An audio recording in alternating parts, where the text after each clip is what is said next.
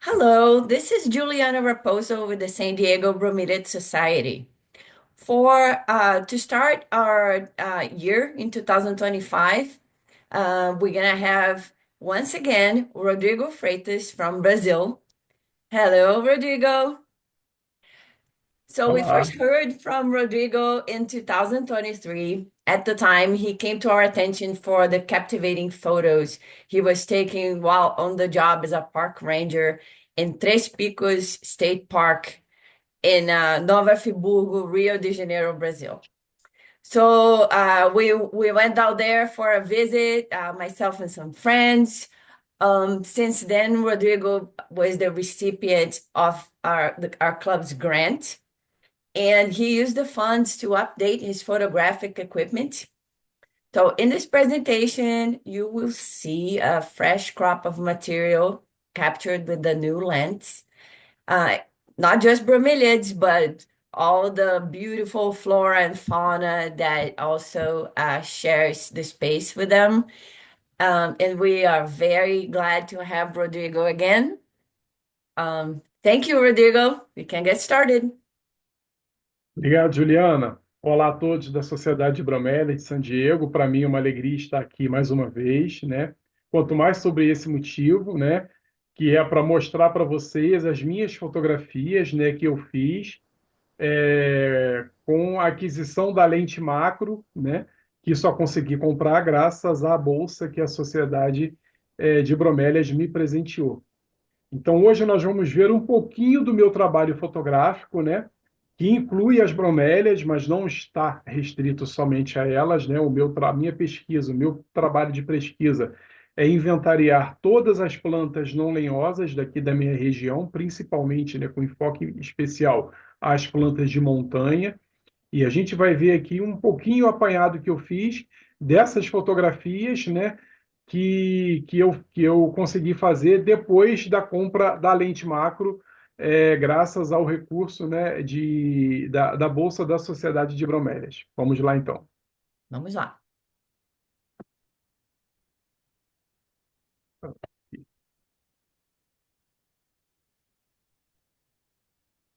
Bom, como não poderia deixar de ser, né, como primeira planta, né, a exibir as fotografias, né, é uma bromélia, né, que é o meu gênero de bromélia favorito, que são as bilbergias, né, e aqui na minha região é a minha bilbergia favorita, que é a bilbergia sanderiana.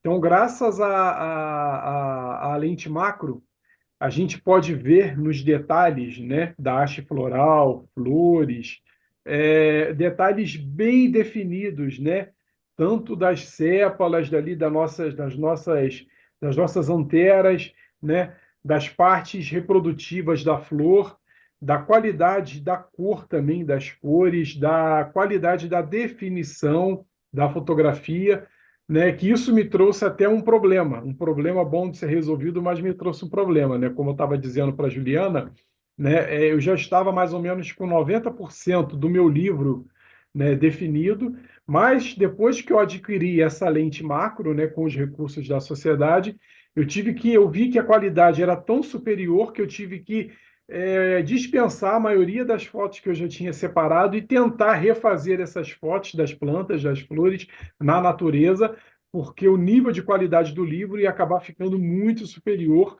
do que se eu utilizasse as fotografias antigas. Então, estou tendo Olha, que refazer boa parte das fotos aí, mas é um trabalho bastante legal de ser feito.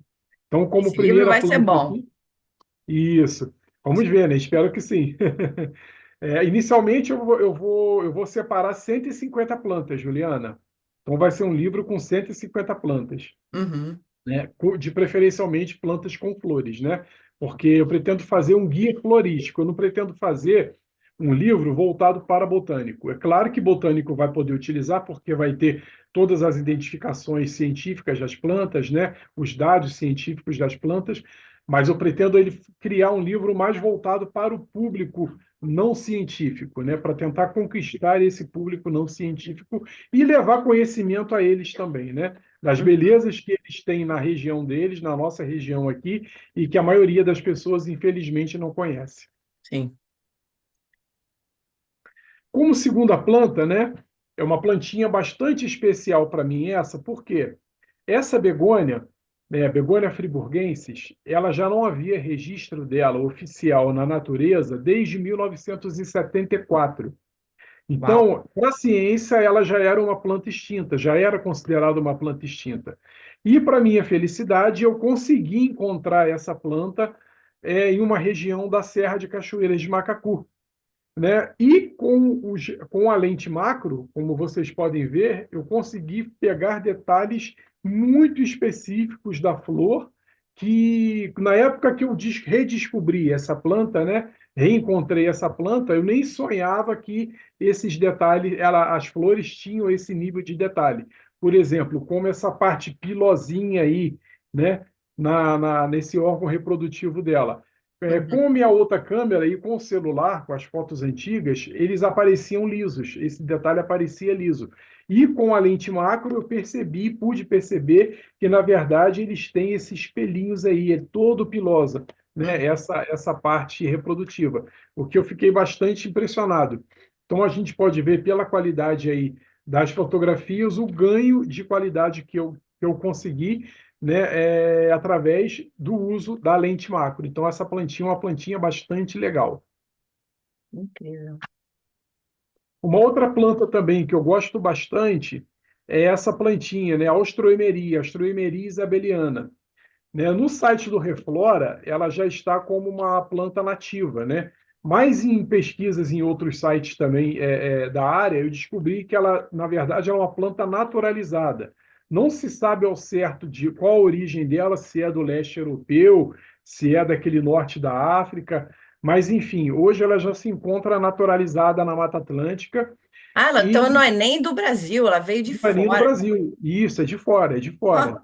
Ah, As pessoas ficam em dúvida se é do leste europeu ou norte-africano.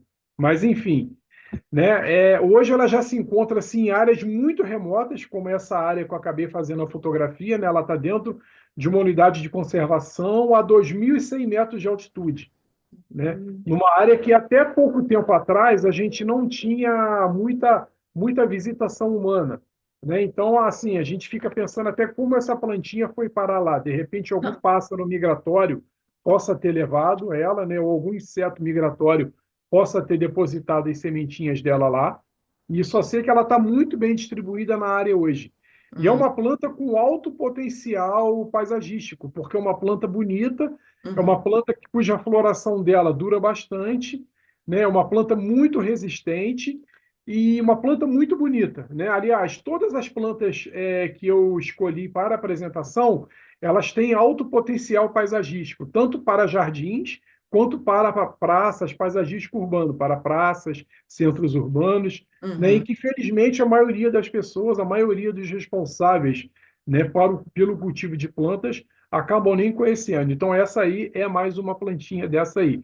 E a gente pode ver detalhes bem definidos, né, das partes dos órgãos reprodutivos da florzinha dela e detalhes da flor também, com Uhum. uma lente macro. Aqui nós temos uma outra joia da Mata Atlântica, né, que é o nosso sapinho pingo de ouro, né, cujo nome é Brachycephalus garbianus. Esse sapinho ele é endêmico da Mata Atlântica e essa espécie específica é endêmica da minha região aqui de Friburgo, Cachoeira, um pouquinho Cachoeiras de Macacu. É um sapinho que ele é um bioindicativo, ou seja, ele só consegue sobreviver em ambientes muito pouco mexidos, em Uhum. ambientes que já começam a ter uma antropização um pouco maior, ele acaba não resistindo. Então, além de ser, né, é um bichinho assim muito importante para o ecossistema local onde ele vive, ele é um bioindicativo para nós, né? E para vocês terem uma ideia, na foto da esquerda, a gente vê que ele é um pouquinho maior do que a minha unha do dedão.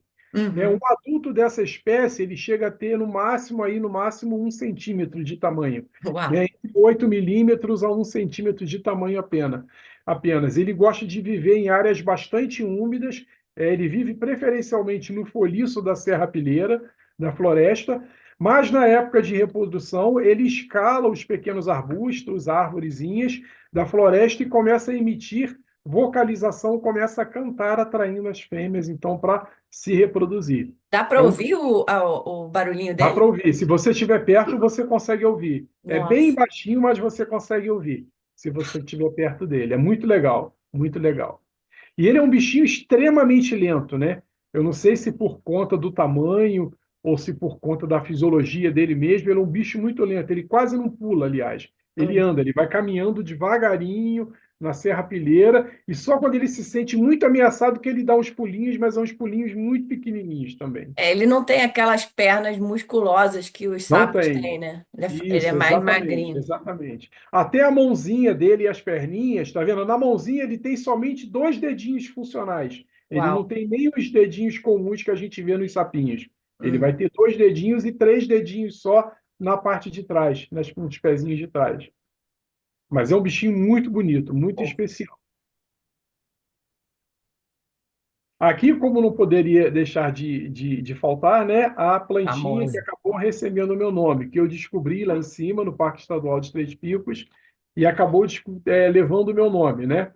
O legal dessa espécie, né, é que apesar dela ser um híbrido, e um híbrido bigenérico, né, é um híbrido que surgiu a partir da Quesnelia lateralis e do Nidolaria antoniano, né? Ele é um híbrido bigenérico e produtivo, ou seja, a planta consegue se reproduzir. Eu ainda tenho que ter a certeza se ela se reproduz também através da floração ou se ela se reproduz somente através da brotação, mas no futuro eu pretendo estudá-la com mais calma para ter certeza. Né? O legal é que a gente vê detalhes das duas espécies nela. Né? A gente vê Uhum. essa roseta aí, mesmo que mais fechadinha, que lembra lá o nosso Nidularia antoniano, só que Uhum. com uma haste floral um pouquinho maior, né? E quando as flores nascem também são azuis no mesmo tom da Quesnelia lateralis, né? E esse Interessante. vermelho também, ele puxou mais o vermelho da Quesnelia lateralis do que o vermelho da roseta do Nidularia antoniano. Hum. Então tá aí uma das espécies mais recentes da Mata Atlântica nessa descoberta, a Nidoleia rodrigoana. Aqui nós temos também uma outra plantinha muito especial, que é a Cattleya pygmaea, né? Essa Cattleya, por exemplo, como vocês podem ver, a flor dela ela é um pouquinho maior do que o meu polegar, ou seja, sem uma lente macro específica, eu jamais conseguiria capturar esse nível de detalhes que a gente tem, por exemplo, na fotinha mais de baixo. Né? E Uhum. com essa definição e com essa qualidade. Essa é uma das plantinhas que vai certamente entrar no meu livro, né? Linda. Quando eu conseguir publicá-lo. Aqui nós temos também detalhes, né, da inflorescência e de cada florzinha da Equimea pineliana, que é uma das minhas espécies de bromélias favoritas aqui também da região. Então, sem uma lente macro, eu jamais conseguiria pegar, né, esse nível de detalhezinho da flor, tá vendo? Com as bordinhas das pétalas todas picotadinhas, né? A Uhum. olho nu a gente jamais conseguiria ver esse nível de detalhe das estruturas reprodutivas de dentro da flor, né? Cada florzinha dessa, ela deve ter no máximo aí uns 3 milímetros de diâmetro. Não E passa ela disso. tem um feltrozinho na base, né? Deve ser para proteger, né? Exatamente, isso aí, para proteger, exatamente, tá vendo? Então, a gente jamais conseguiria ter esse nível de detalhes com uma lente macro, né? Que Uhum. eu consegui graças aí à bolsa da Sociedade de Bromélias. Uhum. Muito bem empregada. Obrigado, obrigado. Aqui nós temos uma outra planta bastante especial também, que é a Philandra squarrosa, né? Pertence à família Cantácea. A Philandra squarrosa ela está amplamente distribuída na região mais úmida aqui da Mata Atlântica Fluminense. Só que essa planta, né, especificamente, ela tem, com esse detalhezinho vermelho, essa variação ela é exclusiva de uma área muito restrita lá em cima dos Três Picos. Né? Uhum. O normal, a planta tipo, né, por assim dizer, ela tem um amarelo mais clarinho e ela é toda amarela. Ela não tem esse detalhezinho, né, é, vermelhinho nas brácteas dela. Então a Uhum. gente pode pegar os detalhes também dessa planta aí através, né, dos recursos aí que a lente macro oferece para a gente. Fora a qualidade também, a definição, né, que são excelentes. É. Aqui nós temos, né, uma pererequinha também, que aqui localmente a gente chama de perereca de pijama, talvez por conta dessas listrinhas aí ao longo do corpo dela, né, na longitudinal, e que é uma das muitas espécies que a gente encontra habitando dentro das bromélias, né? Aqui essa pererequinha, né, ela está habitando ela está numa folha de uma vrísia bituminosa. Essa Uhum. folha da vrísia bituminosa, ela está mais amarelada, porque a planta ela está recebendo bastante luz solar, ela se encontra na borda da mata, então ela está recebendo bastante luz solar, e essa pererequinha certamente se abriga, né, dentro da bromélia nas horas mais quentes do dia e nas horas mais frias também das noites de inverno, né, como a Juliana pôde presenciar. Lá em cima a gente pega temperaturas negativas, apesar de estar no Rio de Janeiro, né, Juliana? A Incrível. gente pega temperaturas negativas lá em cima nesse período de inverno, entre junho e julho. Como Então, pega? certamente, essa bromélia ela serve, né, não só de abrigo, mas também de proteção aí contra esses máximos de temperatura aí ao longo do ano, né? E é uma Uhum. das minhas pererequinhas favoritas, né? Eu poderia dar uma palestra aqui falando somente das pererecas e as bromélias, né, que as pererequinhas abrigam, da tamanha quantidade de espécies que a gente tem que utilizam as bromélias, né, seja para se alimentar, para se reproduzir, para se proteger, né? Então, as Uhum. bromélias e os anuros, elas têm uma relação bastante íntima. Legal.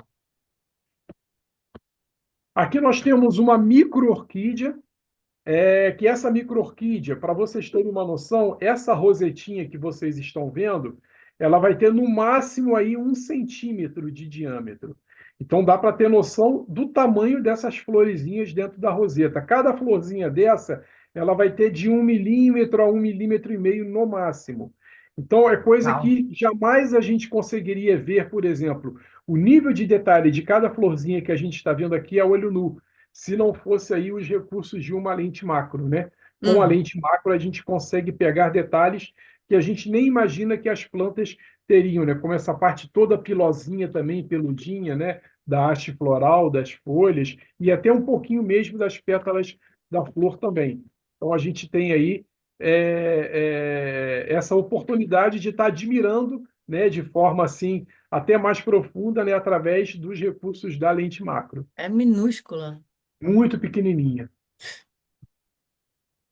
Aqui nós temos uma planta de campos de altitude já da Mata Atlântica. Essa planta ela foi fotografada a 2.100 metros de altitude, mas eu já encontrei ela na cota dos 2.300 metros de altitude, Ó. que é uma lavoisiera imbricata, é uma melastomatácea. O legal dessa planta é que ela cresce de forma arbustiva, é uma outra planta também com alto potencial paisagístico, né? A gente conseguiria, né, ter essa planta nos nossos jardins residenciais, nos jardins das praças públicas, nos jardins urbanos, porque ela é uma planta muito rústica e por ser rústica ela é muito resistente a variações extremas de temperatura, tanto do muito quente quanto para o muito frio. Ela tolera muito bem luz solar direta, não precisa de muita proteção, não precisa de muita água, porque ela vive numa camada de solo mínima em cima das rochas, né? Então ela não precisa também de muito cuidados aí com relação à irrigação e, infelizmente, é uma planta praticamente desconhecida pelos paisagistas, né? Pelos botânicos aí destinados a fazer essa parte de jardinagem, né? Das nossas praças, das nossas ruas, né? E até mesmo de botânicos estudiosos, mas é uma planta que eu amo, que eu adoro. É a A famosa lavoisiera, cegueira ambiental, né? exatamente, exatamente. Aqui nós temos, então, né, mais uma representante das bromélias de altitude, das florestas de altitude da Mata Atlântica, né? Essa bromélia ela já foi fotografada na cota aí dos 1.700 metros de altitude, que é uma Vrisia pardalina. Essa brisa pardalina, ela pode variar bastante a coloração da haste floral dela, desde esse rosa bebezinho quase branco aí, né? Quando elas ficam mais dentro da floresta, até um rosa um pouco mais intenso quando ela recebe luz solar, né? Uhum. Mas o legal é que, através da lente macro, a gente pode ver também detalhes, por exemplo, aqui na foto do meio. dos órgãos reprodutivos da flor que a gente jamais conseguiria ver através de uma fotografia feita por celular ou por Uhum. uma câmera que não tivesse uma lente macro possante, né? Igual essa lente macro que eu consegui comprar aí através dos recursos da Sociedade de Bromélia. Então, é uma planta que eu acho muito bonita, é uma das bromélias que eu acho mais bonitas aqui da minha região, e que agora eu estou podendo fotografar com um nível de detalhe muito maior, graças aí, né, à lente macro. Legal. Aqui nós temos, né, duas representantes também da floresta da Mata Atlântica, que eu costumo encontrar bastante, né? Essas duas aranhas, na verdade, eu costumo até usar de exemplos quando eu vou fazer, por exemplo, palestras para escolas, para estudantes, né? Ou até mesmo para biólogos não muito experientes, né? E quando a gente vê essas duas fotografias, a gente tem a impressão de que a aranha da esquerda, que é uma Homoema montano, que é uma Hum. caranhejeira, ela é uma aranha muito mais perigosa do que a aranha da direita, uma foneutria, né? Que é uma aranha mais magrinha, um pouquinho menor, apesar das aranhas estarem mais ou menos do mesmo tamanho, né? Na foto, a Aham. aranha da esquerda, né? A peludinha, ela é muito maior do que a foneutria.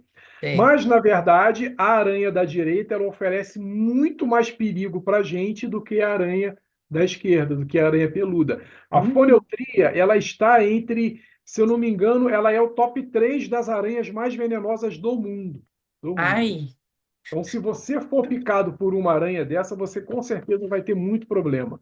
Pelo menos dor intensa por 48 horas, você vai ter dor intensa. E se não for devidamente medicado, cuidado, o local que você pica vai gangrenar, vai apodrecer. Então, o veneno dela é muito possante. Enquanto que a aranha da esquerda, a Homoema, ela é uma aranha que, se te picar, ela vai doer um pouquinho por conta dos aguilhões dela serem grandes, mas que não vai ter nenhuma consequência mais séria além da dor para você. Só por uma curiosidade, essa Hum. aranha da esquerda, a foneutria, eu peguei na janela do quarto da minha filha, à noite já. Ah, que legal. Estava entrando no quarto da minha filha. E essas duas aí, elas têm alguma associação com bromélia? A aranha da esquerda, sim. A aranha da esquerda, mais. Porque Hum. ela sabe que na bromélia, ela é uma predadora, inclusive, de rã. De rã e de Ah, anudo, de então ela sapinhos, passeia pequenos pelas sapos. bromélias para procurar Então essa. ela vai, ela, não que ela dependa da bromélia para alguma coisa, né? Mas ela vai, ela sabe que boa parte das presas delas podem estar dentro das bromélias. Então Uhum. ela vai procurar essas presas dentro das bromélias também. Sei. A aranha da esquerda, né, a peludinha, ela é uma aranha mais de solo. A gente costuma vê-la muito no solo, mais no solo. Uhum. Aqui nós temos uma das muitas representantes, né, da passiflora, né, aqui da Mata Atlântica. A Mata Atlântica tem uma enorme quantidade de passifloras. Passifloras são os maracujás, né, maracujazinhos selvagens. É, para Só quem não sabe, maracujá é nativo da Mata Atlântica. Isso, exatamente. Só lá em cima, nos Três Picos, eu já registrei cerca de 8 espécies de passiflora diferentes, numa área Muito. pequena. E essa aí, a Passiflora porófila, é uma das menores flores de passiflora que eu já encontrei. Se eu não me engano, é a menor flor das que eu consegui já fotografar, é a menor flor de passiflora. Como vocês podem ver, tá vendo? É um Uhum. pouquinho maior do que 2 dedos É, da minha mão. pequenininho. Então, uma florzinha muito pequena. É uma flor que, por exemplo, os detalhes dela a gente não consegue ver muito bem a olho nu. Só na fotografia macro, como vocês podem ver aí, é que a gente consegue, né, capturar melhor, compreender melhor a beleza e a riqueza de detalhes que essa florzinha tem. Uhum. Aqui nós temos também, né, uma linda representante da família das micro-orquídeas, né, que é a Pabistiela Drácula. Essa planta também é uma planta bastante legal, porque antes de eu fazer o registro dela na Serra de Cachoeiras de Macacu, haviam pouquíssimos lugares no Brasil, no estado do Rio, não havia nenhum registro dessa florzinha ainda, de ocorrência dessa flor. O meu registro, junto com o amigo Gachim, foi se eu não me engano, um dos primeiros registros dela no estado do Rio. E só através da fotografia macro, como a gente pode ver à direita aí, né? A riqueza de detalhes que essa minúscula flor tem, tá vendo? É A flor em incrível. si ela deve ter uns 3 milímetros no máximo, não passa de 3 milímetros o tamanho da flor. mas que através da macrofotografia a gente consegue ver aí, deixa eu ver se eu consigo só arrastar aqui. Ah, consigo. A gente consegue ver, né, a quantidade de detalhes que a gente que uma florzinha de no máximo 3 milímetros pode ter. Então é impressionante, né? Os recursos que uma lente macro ela pode fornecer para a gente. Então aí uma das minhas micro-orquídeas aqui da minha região favoritas também, a Fabistiela Drácula. Interessante. Aqui nós temos também um nidulário, que é um dos nidulários que eu mais gosto aqui também, na minha região, que é o nidulário longifloro, justamente por ter as flores brancas. Aqui eu não dei sorte de pegar as florezinhas abertas, mas que através da macrofotografia, tá vendo? O branco, para quem não é fotógrafo, né? Vou dizer aqui agora, quem é fotógrafo já sabe, mas o branco e o vermelho estão as cores mais difíceis de serem fotografadas dentro da fotografia porque geralmente estoura muito, Uhum. né? Para você conseguir fazer uma regulagem para pegar a tonalidade do vermelho e para pegar a pureza do branco sem estourar a foto é muito difícil, né? Uhum. E através dessa lente macro aí, que é uma lente com os cristais da lente muito puros, eu consigo fazer uma regulagem muito fina para conseguir pegar, se não exatamente, mas muito próximo, os tons de vermelho e as luminosidades também dos tons de branco, que a gente consegue ver nas duas fotografias aqui. Aqui também a gente tem, tá vendo, mais algumas joias, que eu chamo de mini joias, né, da Mata Atlântica, né, como aqui em cima, na direita, na parte de cima. Essa aqui é uma esperança em processo de formação ainda, ela não está completamente formada, mas já está perfeitamente camuflada, tá vendo? Eu só consegui vê-la nesse pedaço de madeira, porque ao passar perto dela, ela deu uma mexidinha, ela se mexeu. Porque se ela não se mexe, certamente eu passaria batido, né? É Então, impossível ver, é? pois é, exatamente, exatamente. Então a gente está vendo, eu tenho outras fotos dela, não quis incluir aqui para a nossa apresentação não ficar muito longa, né? Mas eu tenho mais fotos detalhadas dela que eu fiz mais de perto também, né?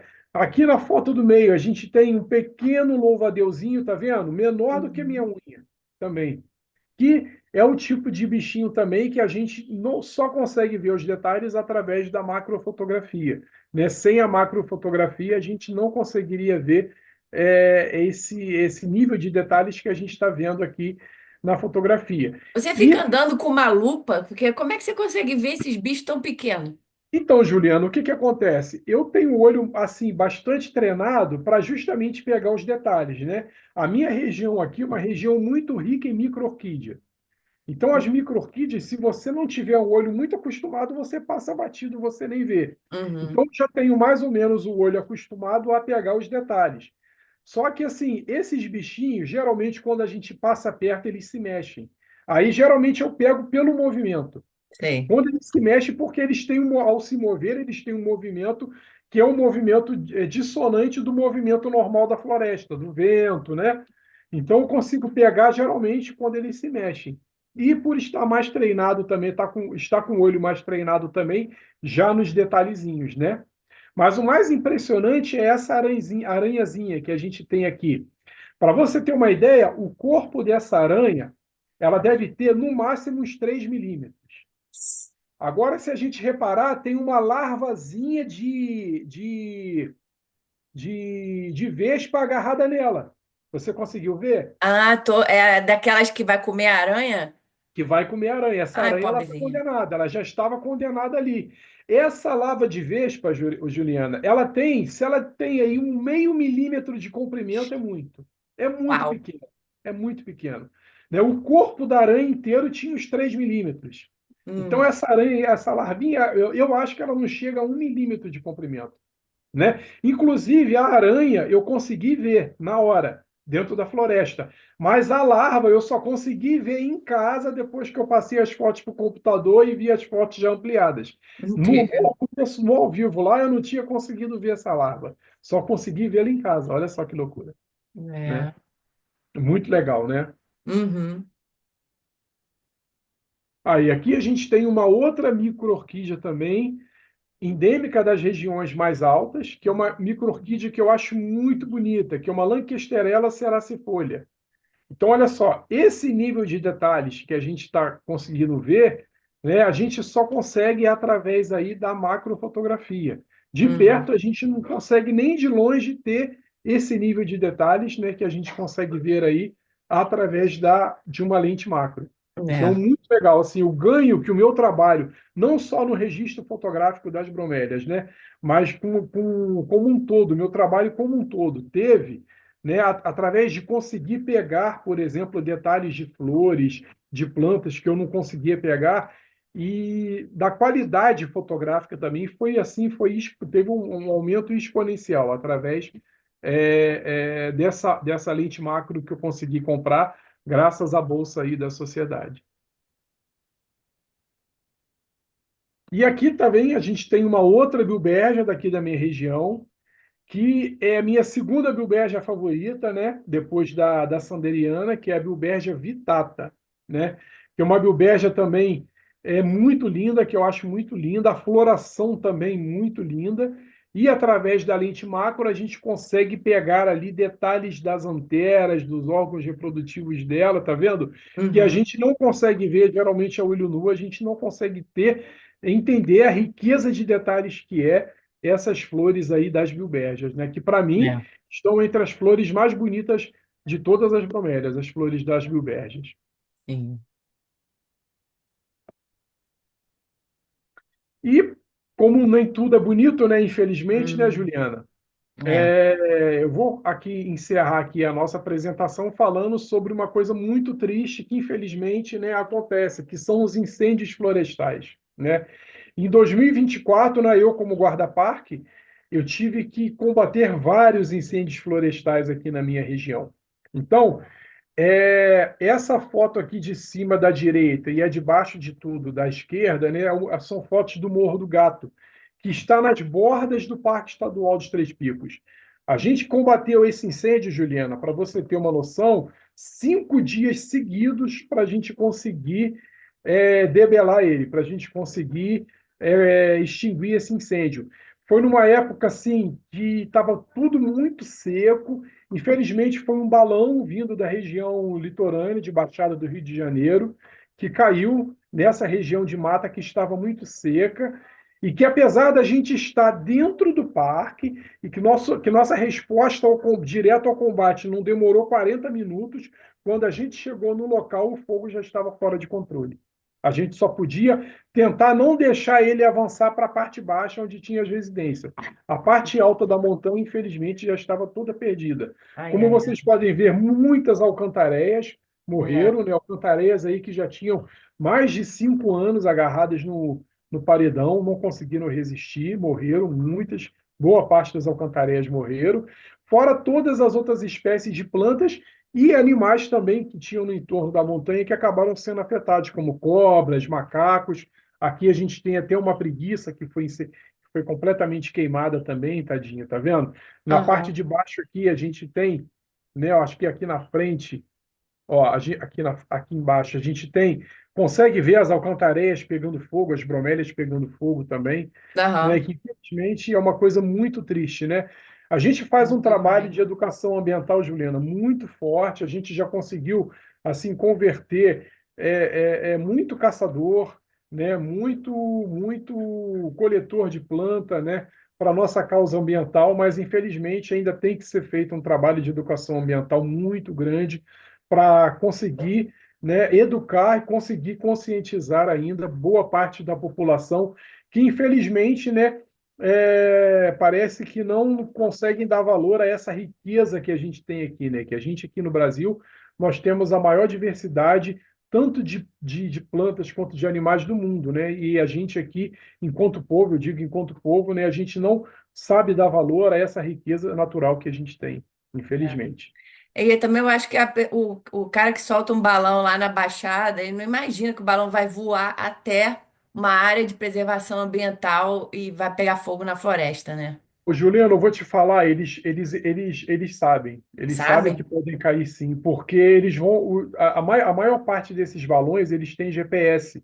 Inclusive, quando esses balões caem, na maioria das vezes, eles vão lá resgatar a estrutura do balão, porque é uma estrutura muito cara. Então, Ah, eles colocam o GPS no balão para eles ficarem seguindo o GPS. então tem que tomar uma multa violenta. Ir Exatamente, pra cadeia, exatamente. inclusive. Isso aí, exatamente, exatamente. Mas, como tudo assim não é tristeza na Mata Atlântica, né? A Mata Atlântica ela é uma floresta que ela tem um poder de uma resiliência muito grande, né? E Uhum. como tudo não é tristeza, aqui nós estamos vendo, está vendo, algumas plantinhas que Uhum. conseguiram sobreviver ao incêndio. Eu voltei na região, Juliana, cerca de 3 meses depois, né, do incêndio, para ver como é que estava a recuperação, se havia recuperação, né? Então, aqui na esquerda, a gente tem essas duas plantinhas, que são duas gesneriáceas muito especiais, são Van Rútias lanatas. São Uhum. duas gesneriáceas muito especiais, que eu achei que tinham sido extintas por conta do incêndio, mas que 3 meses depois, está vendo? A gente já tinha dois brotinhos aqui, ó. Que bom. Aqui na foto de cima, nós temos aí vários filhotinhos de alcantareia que conseguiram escapar por pouco do incêndio, está vendo? Lá na Aham. parte de cima da foto, a gente já consegue ver um escurinho, tá vendo? Que é até onde o incêndio foi. Mais um pouquinho o incêndio chegava nelas. Mas Sei. elas conseguiram escapar do incêndio e, se Deus quiser, vai continuar assim, né? Vivas e vão continuar, vão crescer, se reproduzir e ajudar a repovoar essa parte da montanha que foi queimada. E na parte de baixo aqui nós temos também uma outra planta que é muito linda, muito especial, que é uma marilidácea, né? Que é Uhum. um hipeastro moreliano. Ele tem umas flores vermelhas, lindas também, e elas estão renascendo, tá vendo? Praticamente das cinzas das plantas mães que morreram. Olha que bonito. Uau. Estão conseguindo renascer, tá vendo? É. Sim, do lado a gente até vê algumas alcantareias filhotinhas queimadas que não conseguiram sobreviver, tá vendo? Uhum. É. Morreram, infelizmente, mas a gente tem as plantas aqui, os hipeastros aqui, que conseguiram resistir, né, ao fogo, né, ao calor do fogo, e estão, depois de 3 meses aí, já rebrotando.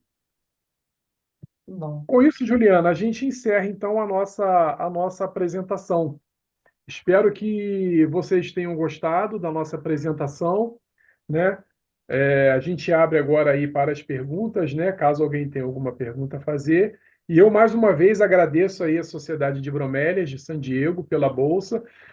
O dinheiro de vocês está sendo muito bem empregado na conservação das plantas, na conscientização das pessoas aqui da Mata Atlântica, da minha cidade, das cidades vizinhas também. Nós só temos muito, muito a agradecer, né, a generosidade de todos vocês.